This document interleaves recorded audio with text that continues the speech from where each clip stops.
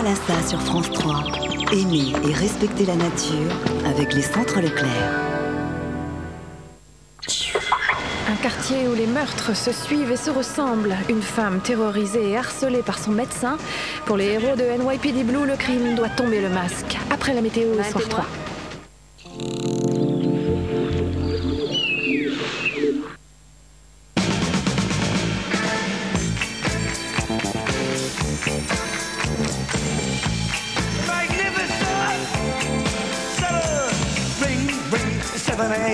Move yourself to go again.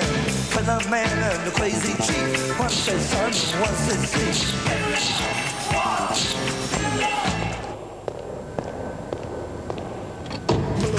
La technologie peut être fière d'elle.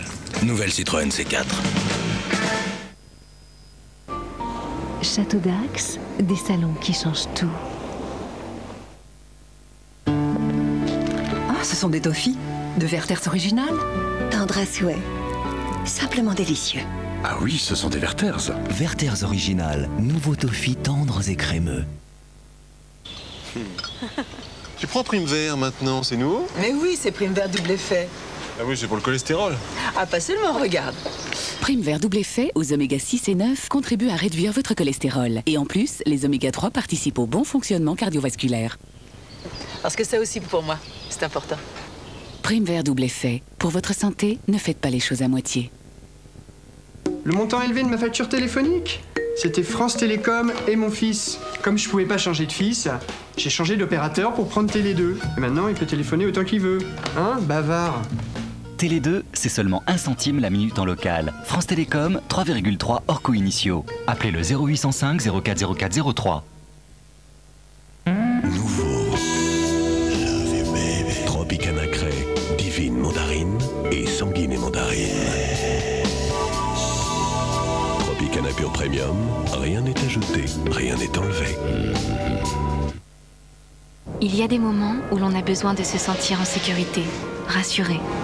Au cœur de l'Europe, nos autoroutes permettent à des millions d'entre vous de voyager sereinement. Aujourd'hui, Autoroute Paris-Rhin-Rhône vous ouvre son capital. Vous pouvez devenir actionnaire. Autoroute Paris-Rhin-Rhône, en toute confiance. Numéro vert 0800 128 128. C'est rigolo, non? Avec Orangina et McDo, c'est encore plus rigolo parce que tu prends un menu, tu rajoutes 2,95 € et tu repars avec un DVD au choix de Bigard, de Dubosc, d'un gars, une fille, de caméra café ou de H.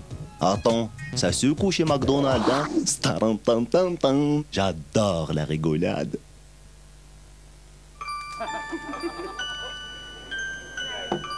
Whatever love's everything for you, my darling. Whatever love, Christmas time is on the way. If you can stay, Une cerise tendre dans un délicieux chocolat noir. my darling, we'll be together. Mon chéri, 2 mots d'amour dans un chocolat. Bonsoir à tous, nous sommes à Vienne. Des racines et des ailes. Partez à la découverte de Vienne avec Patrick de Carolis. Une ville d'art et de culture au passé prestigieux. Des racines et des ailes spécial Vienne en VHS et DVD.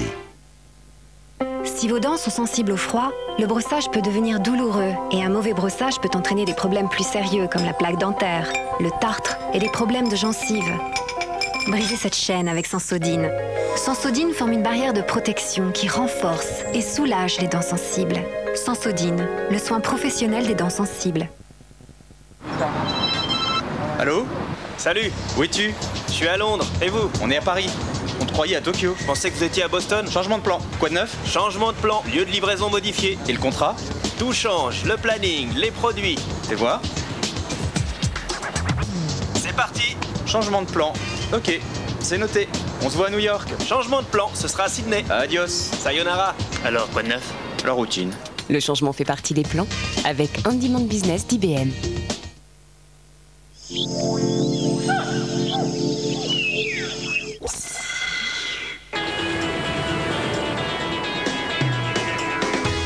Le Vendée Globe sur France 3, avec la Vendée, le département de la mer.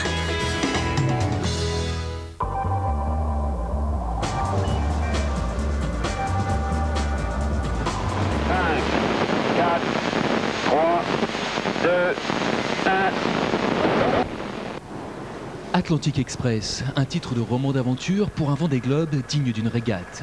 À peine une semaine de course sous une météo exceptionnelle et voilà déjà la flotte au large des Canaries. 20 solitaires emmenés par une nouvelle tête, Vincent Rioux.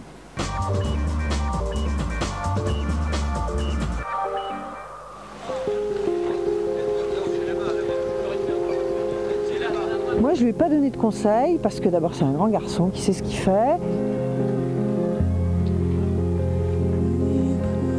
Maintenant, c'est lui le skipper, c'est plus moi et c'est pas mon bateau. On a tous envie de faire le Vendée Globe au moins une fois. Je dirais c'est ce qu'on peut faire de plus extrême en solitaire, donc tout le monde a forcément envie d'y aller, un jour ou l'autre. Voilà 4 ans, il est resté à quai. Préparateur de Michel Desjoyaux, il a vu son bateau établir un nouveau record autour du monde. Cette année, Vincent Rioux abandonne les coulisses pour le grand large. Ambiance. Physiquement, ça se présente pas mal. J'attends, je pense, la première période de calme pour prendre une petite douche, là, parce que je pense que ça ferait le plus grand bien, mais non, ça va. Je peux pas dire que ça a été trop éprouvant. Il y a eu un peu de manœuvre, mais bon, nos bateaux sont quand même bien adaptés pour ça, donc c'est pas trop physique. Reconnu dans le milieu, mais inconnu du grand public, Rioux fait forte impression pour sa première participation. Ou quand un petit jeune en remonte au vieux loup de mer, Roland Jourdain, 4e, peut en témoigner.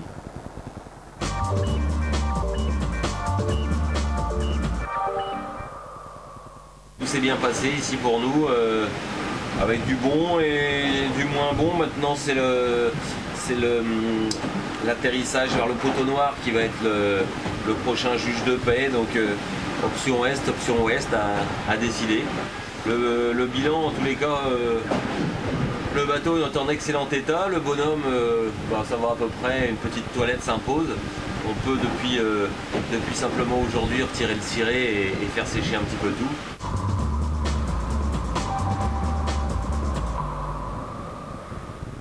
Après 5 jours de mer, seuls les 6 premiers se tiennent encore en moins de 100 000. À l'approche du Cap Vert, Vincent Rioux et son vieux bateau devancent les derniers nés de la flotte. Quant à Alniardet et ses poursuivants, ils sont partis pour un périple de 4 mois.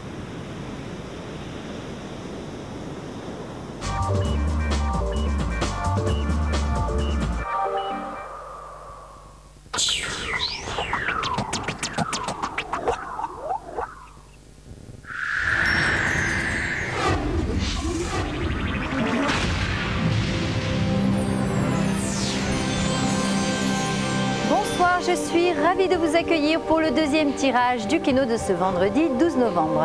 Ce soir, le montant du jackpot s'élève à 60 000 € et le numéro gagnant est le 9 07 97 72. Découvrons à présent les 20 numéros gagnants de ce deuxième tirage réalisé sous contrôle d'huissier. Vous pourrez retrouver tous les résultats de ce tirage sur votre Minitel 3615 code Keno.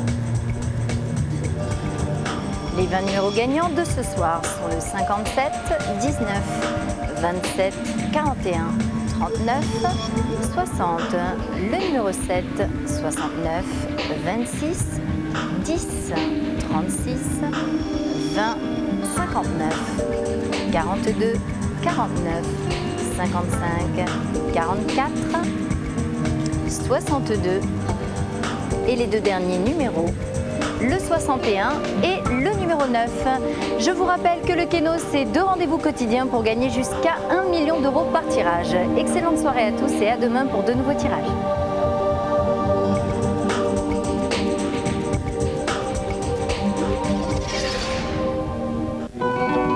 Yasser Arafat, l'homme Palestine, celui qui a redonné une identité à tout un peuple, aujourd'hui orphelin, dans un portrait rare, des archives exclusives.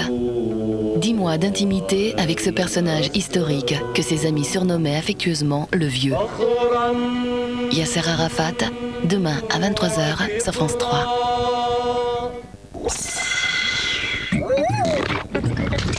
Pour tout savoir sur le temps, on peut compter sur France 3 avec Monsieur Bricolage.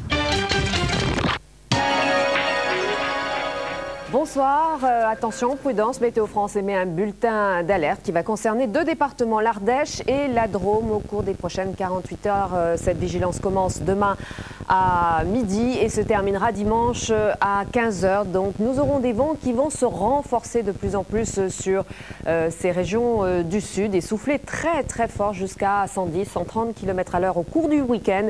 Et c'est un événement très rare qui se produit une fois tous les 10 ans. Donc pour demain matin, on a des vents forts qui se renforcent encore en cours de matinée, 80-90 km à l'heure avec des éclaircies, de l'instabilité sur l'extrême sud-est avec quelques averses possibles. Sur le nord, de belles éclaircies avec des nuages quand même un peu plus nombreux sur l'extrême nord et même une averse possible. Et puis entre les deux, eh bien, nous aurons la perturbation que nous avons vue arriver aujourd'hui sur le nord-ouest. Elle va descendre, un front froid va la rejoindre et on va donc la retrouver sur cet axe. Alors elle va donner de la grisaille, des précipitations, mais comme il fait très froid, eh bien, on risque d'avoir de la pluie et de la neige mêlée sur le massif central et puis surtout de la neige à très basse altitude aussi sur le Jura. 400 mètres seulement, 700 mètres sur les Alpes. Pour l'après-midi, la perturbation descend un petit peu. Elle ne donnera plus de précipitations, simplement quelques flocons de neige ou un petit peu de pluie par-ci par-là, mais c'est surtout le vent donc il va se renforcer dans la vallée du Rhône et près des côtes méditerranéennes, 100 à 120 km à l'heure. Soyez prudents. Nous aurons encore quelques gouttes sur la Corse, quelques gouttes également possibles et quelques flocons sur le nord-est avec beaucoup de grisailles. Et sur le nord-ouest, c'est du soleil. Les températures demain matin encore très fraîches, bien qu'en hausse, mais elles sont partout presque proche de 0 degré, sauf sur les côtes où nous avons des températures légèrement positives. Pour les températures de l'après-midi, pas de changement par rapport à aujourd'hui. Nous sommes très légèrement en dessous des normales saisonnières. Demain, nous fêterons les brises. Je vous souhaite une bonne fin de soirée avec nous sur France 3 et vous retrouvez tout de suite Jean-Sébastien Fernandez pour Soir 3. Bonsoir, à demain.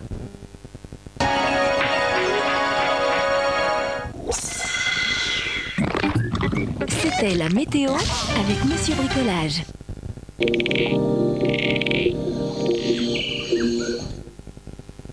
Il est léger comme la fête, désir et plaisir de tous les sens. Comme la fête, il possède une magie qui transforme tout. Peut-il y avoir une fête sans Ferrero Rocher? Président invente la première plaquette de beurre léger pour tartiner et cuisiner. Ouais, c'est ça, du beurre léger et en plaquette en plus. Ah ok. Si vos dents sont sensibles au froid, le brossage peut devenir douloureux et un mauvais brossage peut entraîner des problèmes plus sérieux comme la plaque dentaire, le tartre et des problèmes de gencives. Brisez cette chaîne avec Sensodyne. Sensodyne forme une barrière de protection qui renforce et soulage les dents sensibles.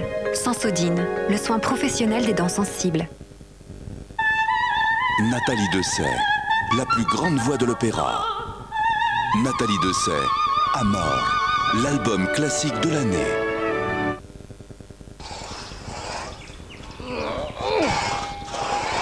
Eh oui, toutes les bûches n'ont pas le fondant de la bûche de chef président. Bûche fondante président. Et surtout, président, bien manger, c'est le début du bonheur. Un jour, je passais l'aspirateur. Il était neuf, mais il semblait déjà ne plus aspirer. Alors je l'ai démonté pour trouver d'où venait le problème. Un peu de poussière, l'aspirateur se bouche. J'ai donc décidé de faire quelque chose. Après plusieurs prototypes, des milliers en fait, enfin je le tenais. L'aspirateur qui ne perd pas d'aspiration. Dyson. Îlot de Saint-Hubert et une alimentation équilibrée, ça m'a aidé à faire baisser mon taux de cholestérol. Voir son cholestérol baisser, ça encourage à continuer. En ce moment, Îlot est 100% remboursé.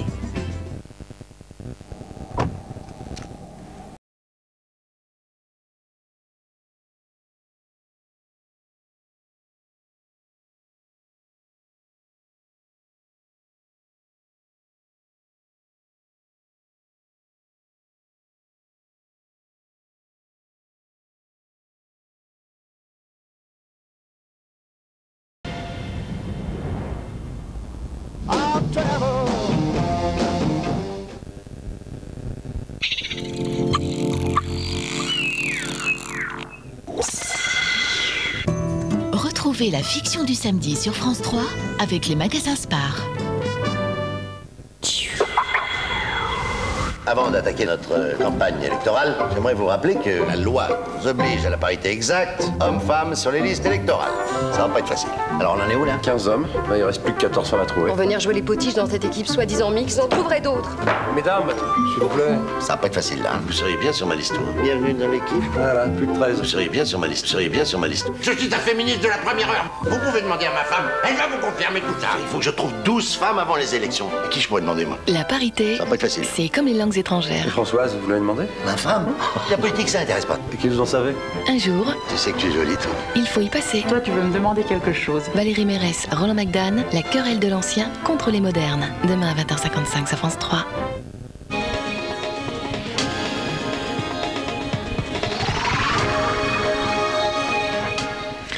Bonsoir, bienvenue dans ce Soir 3 dont voici le sommaire. Yasser Arafat repose désormais à Ramallah. Il a été inhumé cet après-midi en Cisjordanie.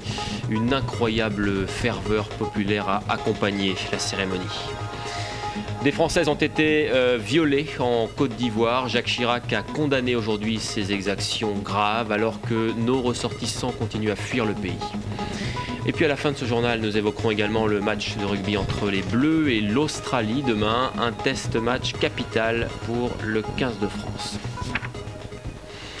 Et tout d'abord, la libération de Mohamed Al-Joundi, le chauffeur syrien enlevé le 20 août dernier en Irak avec Christian Chesneau et Georges Malbruno, a été retrouvé vivant. Ce sont des soldats américains qui l'ont découvert dans une prison de Fallujah. Jean-Marc Pitt. Mohamed Al-Joundi est libre.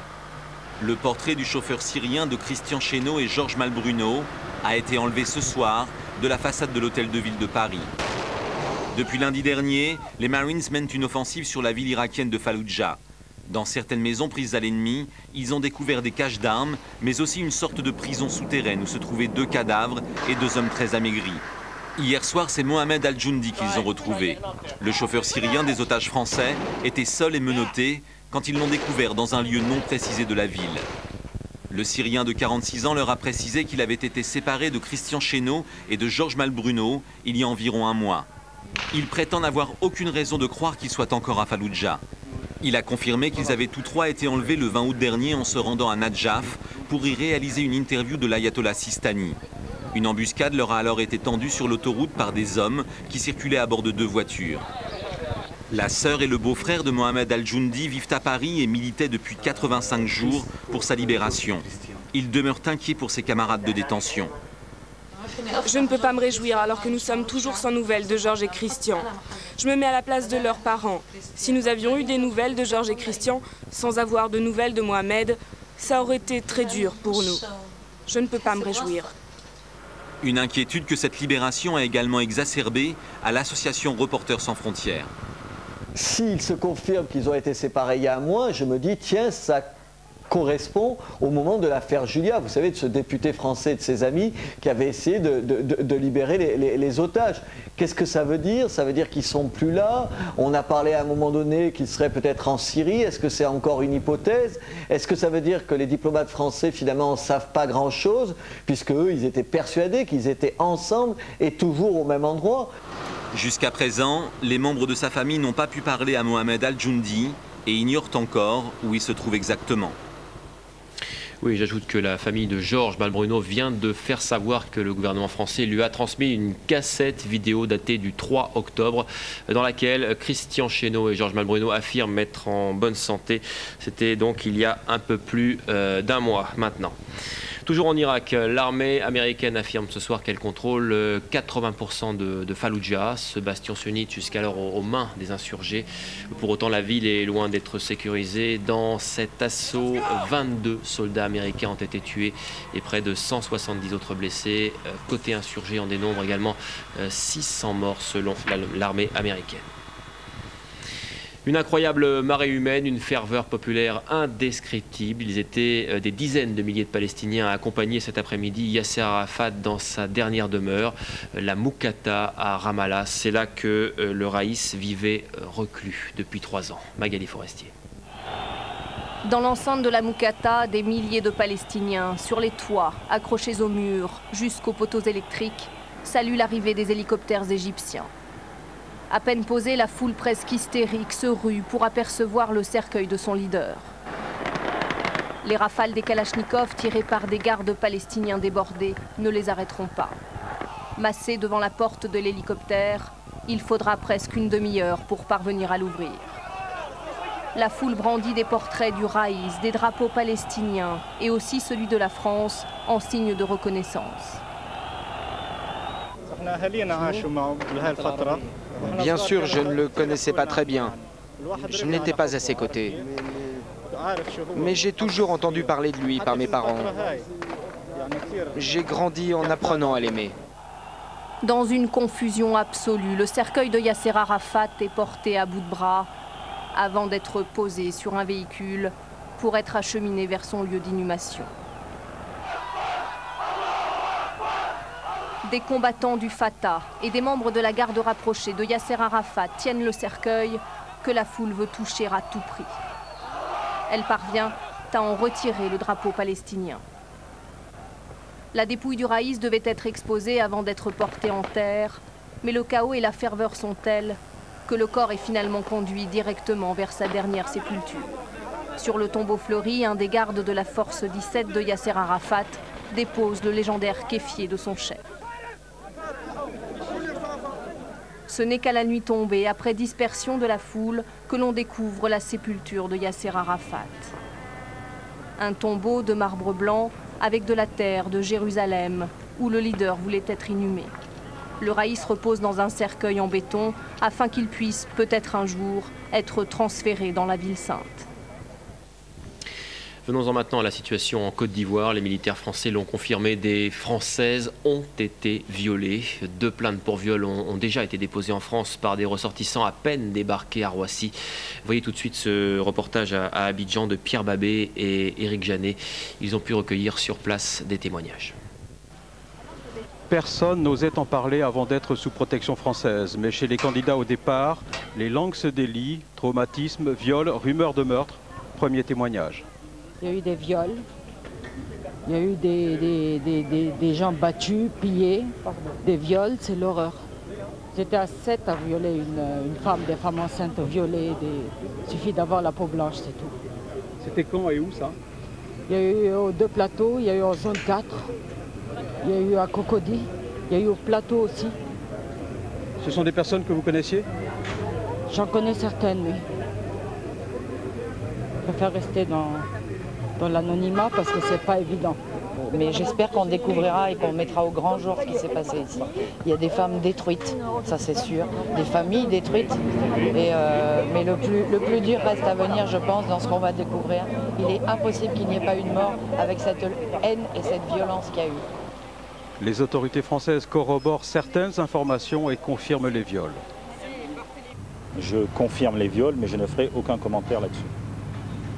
Par respect pour toutes les personnes qui ont été victimes de ces actes odieux. La discrétion actuelle prévaudra autant que nécessaire pour la sécurité des opérations d'évacuation. Jacques Chirac a condamné ces exactions graves. Le chef de l'État a également assuré les familles de sa solidarité. Cette nuit, on attend encore d'autres avions en provenance d'Abidjan. Sur place, il resterait encore quelques 10 000 ressortissants français. Laurent Souhaut et Xavier Roman ont recueilli des témoignages de rapatriés. Dernière minute d'attente pour cette femme. Son mari est dans l'avion qui arrive d'Abidjan. En voyage pour affaires là-bas, il a échappé au pire. Viens que je t'embrasse un peu, viens. Réveillé en pleine nuit par des coups violents frappés à la porte de sa chambre d'hôtel, il tente d'appeler à l'aide. J'ai dit on va tirer, et ils ont tiré effectivement une rafale de Kalachnikov dans ma porte. Et là j'ai dit arrêtez, on a ouvert, et là je me suis trouvé face à 3 ou 4 hommes en armes, armés. On m'a fait descendre de l'hôtel, et en bas on a voulu me passer un sac sur la tête. Et le type qui commandait l'escorte a tiré, sans doute pour m'impressionner, une rafale de Kalachnikov qui s'est pris dans la jambe. Et ensuite nous avons été emmenés au commandement supérieur de la gendarmerie, au quartier administratif central, au quartier central d'Abidjan. Au petit matin, l'arrivée d'officiers dénoue la situation. Il est emmené dans un hôtel, puis 2 jours plus tard est évacué par l'armée française. J'envisage de porter plainte pour séquestration, rapt, séquestration volontaire et tentative d'assassinat. Les passagers arrivent, tous sont bouleversés. Les témoignages se succèdent. On a eu très peur, on s'est dit que c'était notre tour, donc l'ONU est venue nous chercher de force et on a quitté le logement au plus vite parce que ça devenait vraiment trop dangereux, mais beaucoup de personnes autour ont beaucoup souffert. Oui, on les a vus, ils étaient en train de piller des maisons, enfin, ça a été horrible quoi. Tout a été mis en œuvre à Roissy pour les accueillir. 400 personnes, 14 services de l'État, dont des officiers de police, pour recueillir, s'ils le désirent, les plaintes des rapatriés dès leur arrivée. Ce sont des gens qui sont traumatisés, mais complètement traumatisés, qui ont vécu ce que moi je qualifierais des faits de guerre. L'aide, c'est de faire démarrer une procédure judiciaire, une enquête judiciaire pour les faits dont ils nous ont déclaré avoir été victimes. Une cellule d'aide médico-psychologique a déjà reçu près de 150 personnes, dont de nombreux enfants. On a des enfants qui sont très sidérés, très effractés, qui ne parlent pas, qui sont comme murés, qui ne disent rien. Par l'intermédiaire du jeu, par l'intermédiaire du dessin, ça donne un relais, une médiation pour leur permettre d'exprimer un petit peu ce qu'ils ont, soit l'agressivité, soit la peur. Ce sont des enfants qui ont extrêmement peur et qui très souvent ne se sont pas autorisés à manifester leur peur par rapport aux parents. Jusqu'ici, 10 plaintes ont été déposées, dont 2 pour viol. Mais la liste risque de s'allonger dans les jours qui viennent. Et parmi les centaines de Français rapatriés, la plupart ont retrouvé leur famille. Pour ceux qui n'ont pas encore pu établir le contact avec des proches, des centres d'accueil ont été mis à disposition, comme ici dans la Sarthe. Sur place, le reportage de Catherine Aubail et Marc Ivard. Nadia est originaire de la Mayenne. Son mari ivoirien, elle l'a rencontré lorsqu'elle était étudiante au Mans. C'est pour ça qu'elle a choisi Saint-Bié-en-Belin pour son retour en France. Car pour elle, plus question de retourner en Côte d'Ivoire. Elle a eu trop peur. Ils sont venus en hélicoptère, on a mis un drap-blanc dans un champ pour situer où on était et donc ils sont descendus pour venir nous chercher, on s'est caché. On a reçu des balles perdues parce qu'apparemment il y avait quelqu'un qui tirait sur l'hélicoptère donc des militaires français qui venaient nous chercher. Donc ils ont atterri et là donc on est monté très rapidement et donc ils nous ont envoyés au 43e BIMA comme ça. On verra très rapidement pour vous trouver des logements au Mans. On verra également très rapidement pour vous trouver des écoles pour mettre à l'école les enfants le plus vite possible. Et puis bien évidemment également pour vous permettre de trouver un travail. Les 22 réfugiés, dont 11 enfants, vont pouvoir rester dans ce centre d'hébergement de Saint-Bié pendant plusieurs mois. Le temps de reprendre pied dans un pays que bien souvent ils ne connaissent pas. Dans leur chambre, on leur a préparé de quoi faire face à l'urgence. Franchement, avec tout ce qu'on a vécu là-bas, dormir par terre avec les fourmis, les moustiques, tout ça, pour moi, c'est très bien. Même si elle ne le réalise pas encore, Sheva, 22 mois, commence une nouvelle vie. En politique, la succession d'Alain Juppé au poste de député de la Gironde est ouverte. Un scrutin qui intervient à moins de 15 jours de la décision de la Cour d'appel de Versailles concernant l'avenir politique de l'ancien Premier ministre. Cette législative partielle aura lieu dimanche et elle s'annonce très disputée. Sur place, América Lopez et Gladys Quadra. C'est à se demander si le candidat, ce n'est pas lui. Durant cette campagne, Alain Juppé a été très présent aux côtés de son successeur naturel, Hugues Martin, écrivant même dans une lettre aux Bordelais « Avec Hugues Martin, c'est une part de moi-même qui vous représentera à l'Assemblée nationale ». Je vous dis bonjour madame. Pardon de vous déranger. Bonjour avec Hugues Martin et Laurence Dessertine. Hugues Martin, c'est le fidèle entre les fidèles, l'éternel premier adjoint dans la gestion de la ville de Bordeaux depuis 35 ans, d'abord dans l'ombre de Chaban, puis dans celle de Juppé. Aujourd'hui, il est le candidat unique de l'UMP et de l'UDF et il espère son heure de gloire enfin arriver. Je suis moi. Et cette campagne a permis, je crois, de connaître Hugues Martin. Si Alain Juppé m'a demandé de porter ce combat, c'est qu'il estime que j'ai en effet les compétences nécessaires. C'est que localement, l'enjeu est emblématique. La deuxième circonscription bordelaise n'a connu que 2 députés depuis 1946, Jacques Chaban-Delmas et Alain Juppé. Aujourd'hui, cette circonscription pourrait bien basculer à gauche. La socialiste Michèle Delaunay est arrivée en politique il y a seulement 3 ans. Cette bordelaise, forte de sa victoire au cantonal de ce printemps et de la progression de la gauche à Bordeaux, rêve de conquérir ce bastion. Il ne faut jamais préjuger d'un scrutin, m'importe bien davantage le contact qu'on a chaque jour avec les habitants qui vraiment perçoivent que quelque chose est en train de bouger, de basculer, et qui sont extrêmement heureux de discuter. Attention, poil à gratter pour la droite comme pour la gauche. Le Vert, Pierre Urmic, conseiller municipal, est bien connu dans la vie politique locale pour son opposition pugnace au maire de Bordeaux. Si Alain Juppé se retire définitivement de la scène politique, ces 3 candidats pourraient nourrir une autre ambition, la mairie de Bordeaux. Oui, excepté les candidats que vous avez vus dans ce reportage. Je vous laisse à présent découvrir la liste complète des 11 autres candidats qui participent à cette législative partielle dans la 2e circonscription de la Gironde. Un dangereux détenu est en cavale. L'homme mis en examen pour assassinat s'est évadé aujourd'hui de la cour d'appel de Versailles où il devait comparaître. Il a réussi à s'enfuir en demandant tout simplement à aller aux toilettes. D'importants moyens de police ont été déployés. Laurence Naon, Isabelle Audin.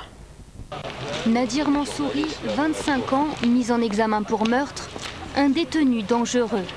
C'est ainsi que police et justice décrivent l'individu qui s'est évadé ce matin de la cour d'appel de Versailles. 9h45, alors qu'il comparait pour une demande de remise en liberté, le détenu demande à aller aux toilettes. Il est alors démenotté. C'est à ce moment-là que l'individu en profite pour fausser compagnie à ses gardes et s'enfuir, remontant sur une centaine de mètres la cour des anciennes écuries de la Reine, où siège la cour d'appel. Je l'ai vu passer devant moi, je l'ai fait tomber, je l'ai vu par terre, comme je vous vois. Je lui ai cavalé derrière, j'étais à 2 mètres de lui avec les flics derrière moi. Et il s'est passé certaines choses. Moi, après, j'ai laissé passer les flics devant et je suis revenu à mon poste de travail. Nadir Mansouri n'en est pas à son coup d'essai. À son actif, une première tentative d'évasion en mai dernier.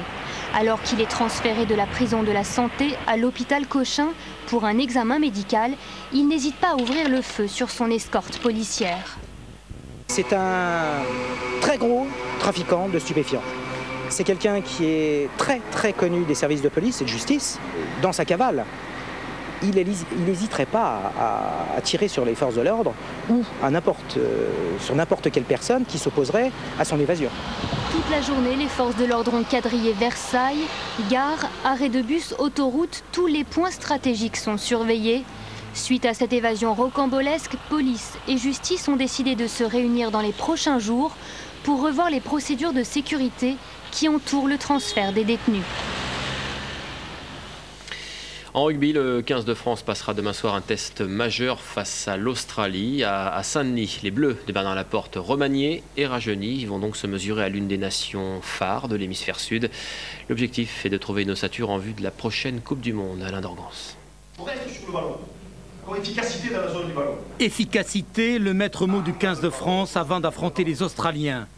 Ce test match servira de préparation pour le prochain tournoi des 6 nations. Bernard Laporte a insufflé l'esprit commando à cette équipe de France dans la perspective de la Coupe du Monde 2007. C'est une étape vers la Coupe du Monde, c'est évident, puisqu'on va quand même jouer 3 des meilleures nations du monde. Une qu'on n'a jamais battue depuis 3 fois, c'est l'Argentine, et 2 qui sont quand même finalistes, l'Australie de la Coupe du Monde en ayant perdu dans les prolongations, et la Nouvelle-Zélande dont on connaît les qualités. C'est une équipe de France rajeunie qui aura à en découdre face aux Australiens, puis ensuite face aux Argentins et aux All Blacks. Pour gagner la confiance, les Français doivent impérativement poursuivre leur série de 7 victoires. Les cadres du 15 de France devront apporter la sérénité et intégrer les nouveaux venus. L'amalgame entre les anciens et les jeunes doit être réussi en prévision de la Coupe du Monde 2007. D'ici 2007, il va se passer énormément de choses et il va falloir être le plus performant possible à chaque match. Donc l'objectif, il est d'être bon match après match. Et puis si 2007 se profile d'ici là, ça sera parfait. C'est une continuité, je dirais. On a réussi notre après-Coupe du Monde. Il faut continuer dans cette voie-là et maintenant pas trop se poser de questions, avancer et bien préparer chaque fois. Les trentenaires devront être à leur meilleur niveau car derrière les jeunes pousses émergent. Cure de jouvence aussi à la charnière avec l'association de Jean-Baptiste Elissalde et Frédéric Michalak dont la connivence n'est plus approuvée. Ils évoluent ensemble au Stade Toulousain. Cette jeunesse devrait être compétitive pour la prochaine Coupe du Monde. Et c'est la fin de ce journal. Prochain rendez-vous avec l'info demain le 12-14. Vous retrouverez Catherine Matoche. Très bonne fin de soirée.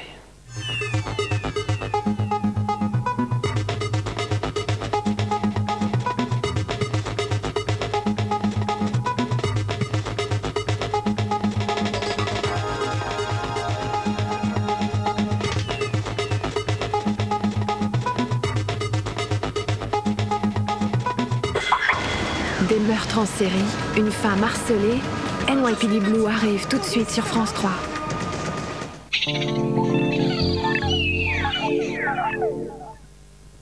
Voilà. Et vous avez des fiches de paye? Non. Je suis musicienne. Ah, et à part ça? Sinon, j'ai une deuxième passion, c'est le keno. Jacqueline, c'est loué. Keno, 1 million d'euros le midi, 1 million d'euros le soir. Ah, ça aide. Édition spéciale. Un monstre d'acier terrorise la ville. Il se retrouve mis hors circuit par le Super Zafira et le Super Meriva. Dernière minute, les super offres Opel, c'est jusqu'à 2100 € d'économie. Actifed Rhume, le 3 en 1 qui traite en même temps nez qui coule, nez bouché et maux de tête. Actifed Rhume, la vie continue, pas le rhume. Médicament réservé à l'adulte, lire attentivement la notice. Votre futur salon, idéal pour recevoir. Et enfin, le cœur de la maison, la cuisine. Ah non, la cuisine c'est moi, et Schmitt.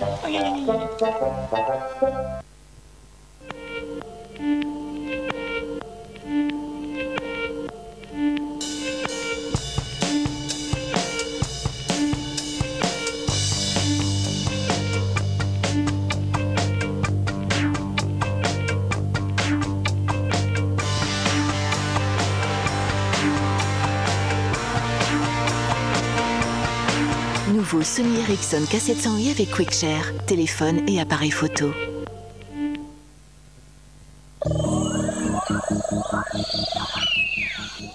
Ça doit pas être évident d'avoir autant d'argent.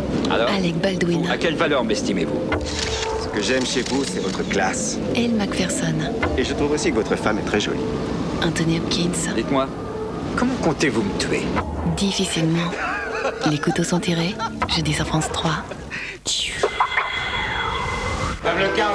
Thiago est élève apprenti dans un palace parisien. Son rêve, diriger la salle d'un grand restaurant. Avec le temps, je vais bien finir par y arriver. Même passion chez Juliane, qui comme Thiago prépare un bac pro. Il n'est pas de question que l'un de nous deux ne l'ait pas. Côté cuisine, Pierre prépare un CAP en alternance chez un grand chef. Et les matins, j'en peux plus. À Lausanne, Chloé intègre la prestigieuse école qui forme les futurs managers de l'hôtellerie de luxe, tout comme Ismaël, qui a quitté sa famille marocaine. Je sens que je fais ce que je voulais faire. Enfin, Carlo s'apprête à diriger les équipes d'un grand hôtel des Caraïbes. Réussiront-ils? À l'école des Palaces, c'est lundi à 20h55 dans la collection Histoire d'aujourd'hui sur France 3.